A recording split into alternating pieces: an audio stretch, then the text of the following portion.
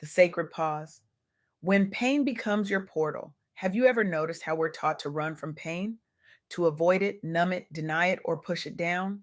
We're conditioned to believe that pain is something to overcome as quickly as possible. But what if I told you that pain isn't just an obstacle, it's a portal? I recently had the profound honor of interviewing Trophy Santiaga, whose insights have completely transformed how I understand resilience. Trophy is more than just an expert on entrepreneurial grit. She's a revolutionary thinker who has helped thousands of leaders transform their relationship with adversity. Her work stands at that sacred intersection where personal struggle meets professional breakthrough, and her wisdom has rippled through countless organizations, creating waves of transformation that continue to shape how we understand human potential. Trophy's work with entrepreneurs and leaders facing seemingly insurmountable challenges reveals something revolutionary. Pushing through pain isn't about gritting your teeth and pretending it doesn't hurt. It's about making a conscious choice to move forward despite it, and sometimes because of it. Pain, as Trophy so eloquently puts it, is not a full stop, it's a comma in the story of our lives. Let me ask you something. When was the last time you felt stuck? When the weight of expectation, your own or others, felt so crushing that you couldn't breathe? When the path forward seemed impossible to find, let alone walk? We've all been there. That moment when you're staring at the ceiling at 3 a.m., wondering if you have what it takes, if you're strong enough, if you're enough, period. But here's what Trophy taught me: resilience isn't something you're born with, it's something you choose every single day. Think about water for a moment. Water doesn't avoid obstacles, it flows around them. It doesn't fight the rock, it reshapes itself. And in that reshaping, it creates something beautiful: canyons, valleys, coastlines, entire landscapes transformed not despite resistance, but because of it. This is the first truth Trophy wants us to remember.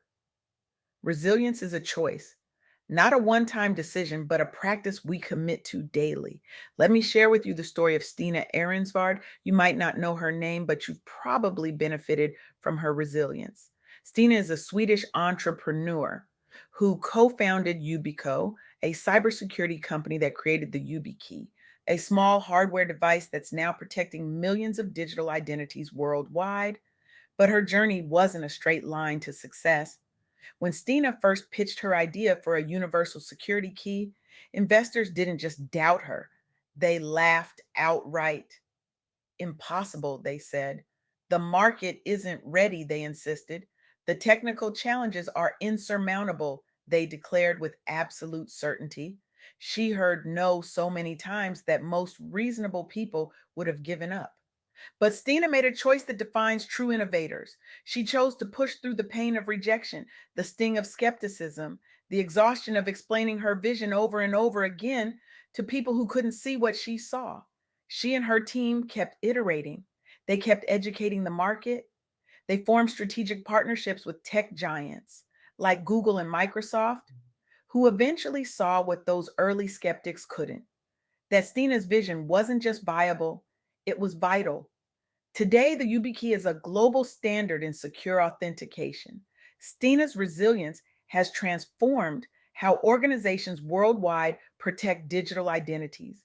She didn't avoid pain, she moved through it, and in doing so, created something revolutionary. But here's what's fascinating about Stina's story and what Trophy emphasizes: she didn't do it alone. And this brings us to the second truth: no one overcomes adversity in isolation. We have this persistent myth in our culture: the lone genius, the self made success, the individual who triumphs through sheer force of will. But that's not how resilience actually works. Real resilience happens in community, it flourishes with mentorship, it grows stronger through connection. Consider Heather Hall and Shayna Daly, founders of The Ugly Pie. These two entrepreneurs started a bakery on Maryland's Eastern Shore with little more than a dream and a whole lot of determination. They faced financial constraints, market skepticism, and the unique challenges of building a business in a rural area. What made the difference? Community. When they couldn't afford a storefront, local businesses offered them kitchen space. When they needed to get the word out, neighbors became their marketing team. When they hit roadblocks, mentors stepped in with guidance.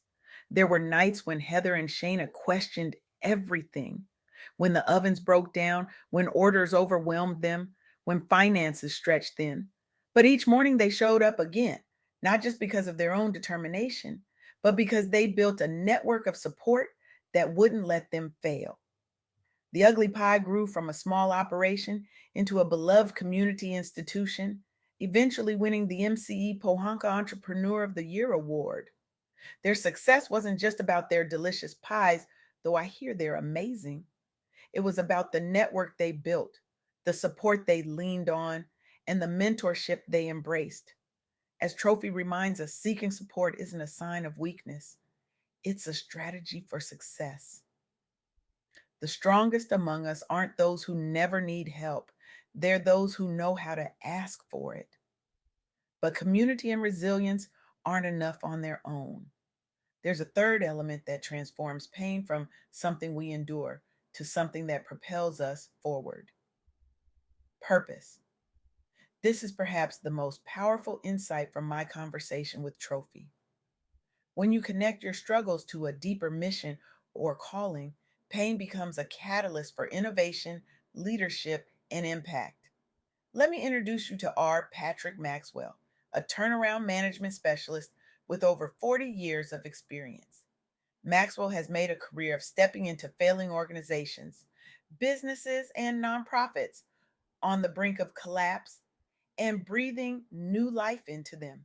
Imagine walking into a workplace where morale has flatlined, where financial instability threatens everyone's livelihood, where leadership has broken down, and where resistance to change is the only constant. That's Maxwell's typical Monday morning. The pain in these environments is palpable: the fear, the uncertainty, the broken trust. Most people would run in the opposite direction, but Maxwell walks straight in because he's connected this difficult work to a deeper purpose. He doesn't just see balance sheets and organizational charts, he sees communities that depend on these institutions, families supported by these jobs, missions that matter beyond the bottom line. By applying strategic restructuring, transparent communication, and building trust with stakeholders, Maxwell has transformed numerous organizations from failing entities into industry leaders and community pillars. His career began with small entrepreneurial ventures, but evolved into what he describes as a calling: helping organizations in their darkest hours. This calling often required personal sacrifice and relentless optimism in the face of seemingly impossible odds. What keeps him going through the inevitable setbacks and resistance? Purpose. The knowledge that pushing through organizational pain leads to transformation that ripples outward, affecting countless lives. As Trophy would say, purpose transforms pain into progress. Now, I can almost hear what some of you are thinking. That's great for them, but my situation is different. My pain is too deep, my obstacles too great, my resources too limited. I get it. I really do. And so does Trophy. Pain is personal. Your journey through it will be uniquely yours. But these three truths: resilience as a choice, community as essential, and purpose as transformative, they apply universally. They apply whether you're building a global tech company like Stina, a beloved local business like Heather and Shayna, or turning around failing organizations like Maxwell. They apply whether you're facing professional challenges, personal heartbreak, health struggles, or any other form of pain that threatens to stop you in your tracks. The question isn't whether you will face pain, you will. We all do. The question is what you'll do when it arrives. Will you see it as a full stop or a comma? Will you try to face it alone or reach out for support?